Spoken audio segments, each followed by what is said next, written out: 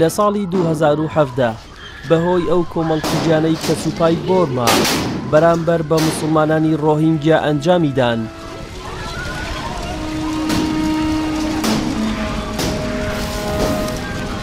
نزیکەی 950,000 کەس لە موسڵمانانی هەرێمی ئەرەکان لە بۆرما ئاوارە بوون.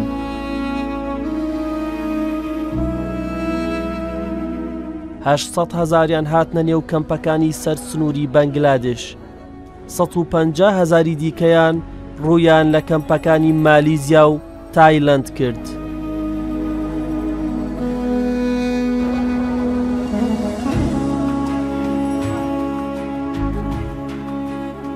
سێ گوندیان لەلایەن سوپای بۆرماوە سووتێنرا، بەشێک لەو گوندانە بە تەواوی ڕووخێنران.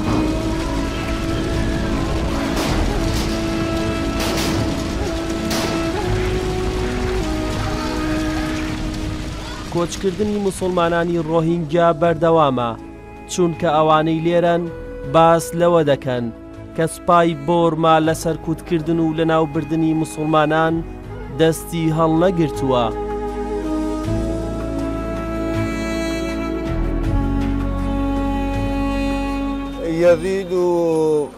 ژمارەی کۆچبەران ڕۆژ لە دوای ڕۆژ لە زیادبووندایە.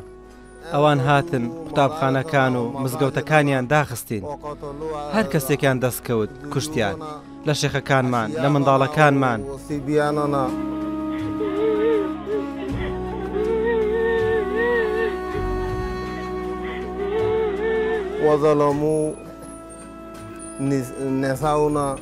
ستەمیان لە ئافرەتەکانمان کرد، تاوەکو ناچار بووین کۆچ بکەین.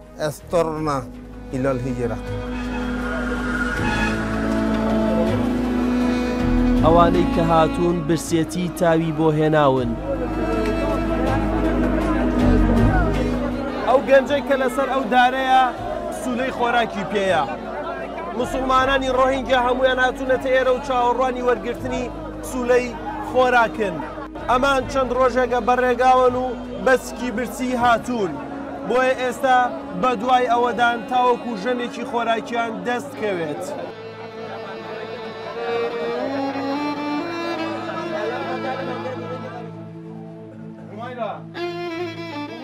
لە مزگەوتی نێو کەمپەکانەوە ئەو هاوکاریانەی کە لەلایەن خێرخوازانەوە نێردراون دابەش دەکرێت.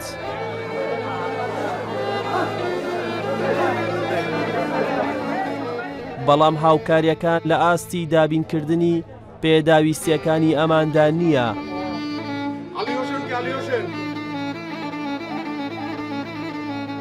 لە دەرەوەی کەمپەکانیش یەکێتی زانایانی موسڵمانی بەنگلادێش هاوکاری ئەو کەسانە دەکەن کە لەسەر سنووری بۆرماوە دێن. ئەو هاوکاریانەی کە دەکرێت حکوومەت سەرپەرشتی دەکات، ئێمە هیچ دەسەڵاتێکمان نییە. ئەوەی کە دەتوانین بیکەین هاوکاری مادی و مەحنەویە. ئەویش سنووردارە. داوا لە حکوومەت و هەموو جیهانیش دەکەم کار بکەن بۆ گەڕانەوەی ئاوارەکان بۆ جێگای خۆیان کە ڕۆهینگیایە. نەتەوەیەک گرتووەکان بەردەوام هۆشداری دەدات لەبارەی دۆخی پەنابەرانی ڕۆهینگیا، بە تایبەتی منداڵان. بنەوەی ونبوو ناو دەبرێن.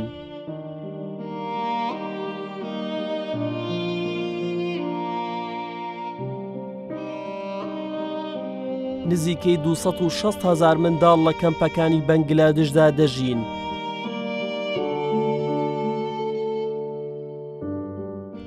منداڵانی ڕۆهینگیا ڕوت و برسین، پێخاوس و نەخۆش.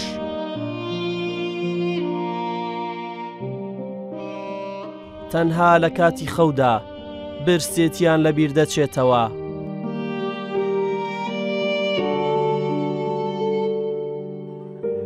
ڕزوان لەگەڵ باوکیدا وەستاوە، ئەو کیسەیەکی بەدەستەوەیە ژەمە خواردنێکی تێدایە. لە کاتی هەڵهاتندا لە باوک و دایکی ون دەبێت، دواتر لەسەر سنوور باوکی بە برینداری دەیبینێتەوە. فیشەکێک بەرپشتی کەوتووە و چارەسەر وەردەگرێت. دەمانەوێت لەسەر زاری خۆیەوە چیرۆکەکەی ببیستین، بەڵام ڕزوان زمانی بەستراوە و توانای قسەکردنی نەماوە، چونکە دایک و 5 خوشک و 4 برایی لەدەست داوە.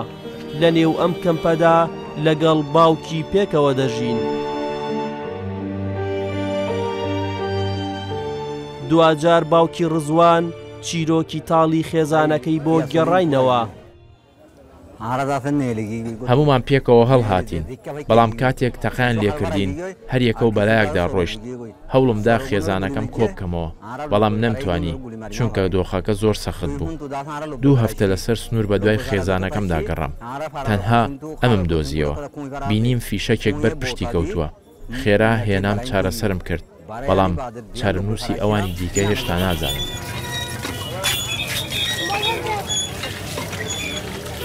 نەخۆشی لە نێو منداڵاندا بڵاو بووەتەوە بەهۆی نەبوونی ئاوی پاک.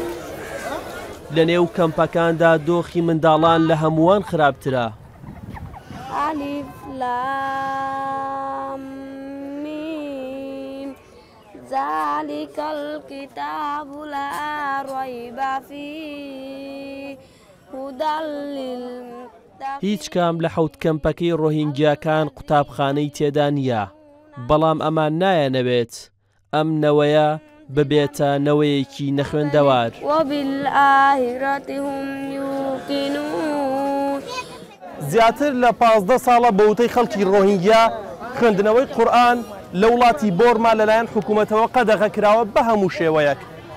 پاش ئەوەی ئەوان بە نەهامەتێکی زۆر گەیشتنە وڵاتی بەنگلادێش، بەڵام ئێستا وەک خۆیان دەڵێن ئەوان بە ئازادی دەتوانن پەیڕەوی ئاینەکەی خۆیان بکەن و لە نێو کەمپەکاندا بەدەیان شوێنی تایبەت کراوەتەوە بۆ خوێندنەوەی قورئان.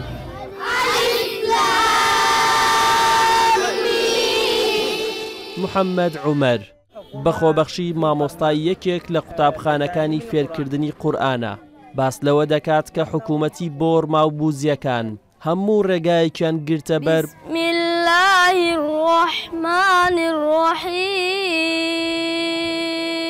بۆ ڕێگریکردن لە خوێندن و بڵاوکردنەوەی قورئان تا گەیشتە کوشتنی زانایانی ئاینی ئیسلامی ڕۆهینگیاکان. حکوومەت ستەمی لێ دەکردین، هەروەها هەموو قوتابخانەکانمان لەژێر چاودێریدا بوون. دواتر داخران، خوێندنەوەی قورئانی پیرۆز قەدەغە، ئەوانە کاری حکوومەت بوو. من قوتابی ئەحمەد حوسێن بووم، ئەو یەکێک بوو لە زانا ناودارەکانی هەرێمی ئەرەکان، بەڵام حکوومەت گرتی و پاش ماوەیەک کوشتیان. چەندین زانای دیکەمان شەهید کران. بەو شێوەیە ستەمیان لێ دەکردین تا کار گەیشتە ئەوەی نوێشکردنی بە کۆمەڵیشیان قەدەغە کرد. قورئانەکانیان دەسووتاند، ئێمەش بە ناچاری لەسەر مۆبایل قورئانمان دەخوێند. مافی ئەوەمان نەبوو منداڵەکانمان لەسەر ئاینەکەمان پەروەردە بکەین.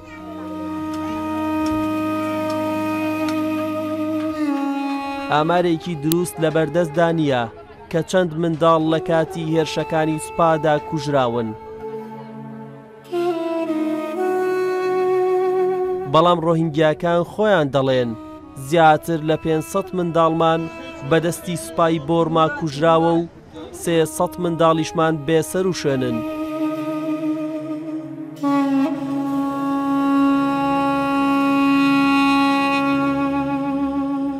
لە هەموو شەڕ و ڕوبەڕووبوونەوەیەکدا قوربانی یەکەم منداڵانن و باجە قورسەکەش ئەمان دەیدەن. ئەو منداڵانەی کە لێرەن چیرۆکی تاڵیان هەیە، هەندێکیان دایکیا باوکیا براو خوشکیان لە پێشاوی خۆیان کوژراوە. بۆیە لە بیرکردنی ئەو چیرۆکە تراژیدیانە بۆ ئەم نەوەیە قورسە. عەبدوڵڵا تەمەنی 4 ساڵە، بەوتەی دایکی لە هێرشی بوزیەکان و سوپا بۆ سەر گوندەکەیان لە پێش چاوی خۆی دەستیان سووتاندووە. دواتر بە ناچاری بڕێنراوەتەوە. چارەنووسی باوکیشی نادیارە.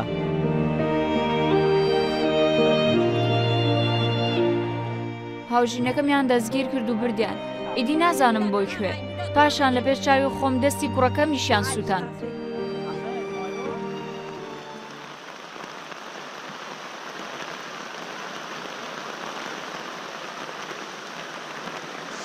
هێشتا هەست بەوە ناکەن کە تووشی چیکارە ساتێک بوونە، بەڵام لەگەڵ گەورەبوونیان خەمەکانیشان گەورە دەبێت.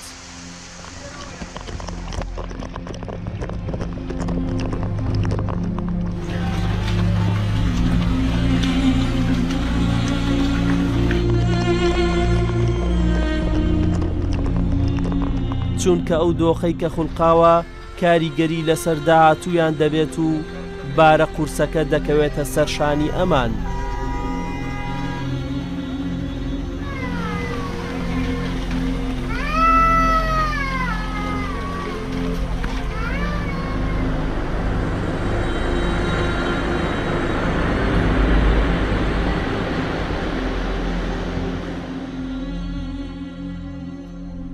سومەیە سەیفوڵڵا لە تاو لە دەستدانی خوشکەکەی بێهۆش کەوتووە، چونکە لە خێزانێکی نۆکەسی ئەم بەتەنها مایەوە.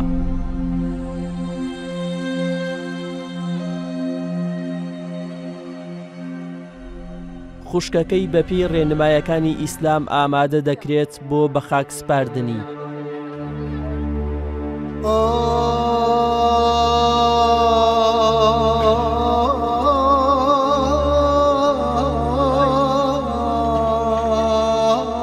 دەبردرێت تاوەکو نوێژی لەسەر بکرێت.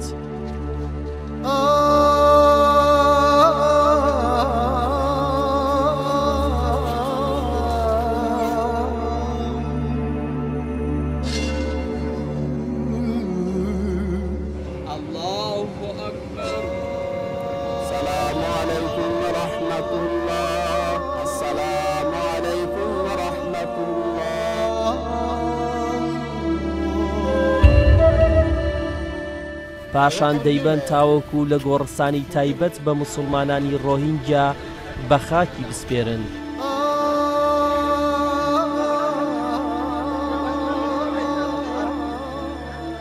خەڵکی خێرخواز ئەرکی بە خاک سپاردنی لە ئەستۆ دەگرن.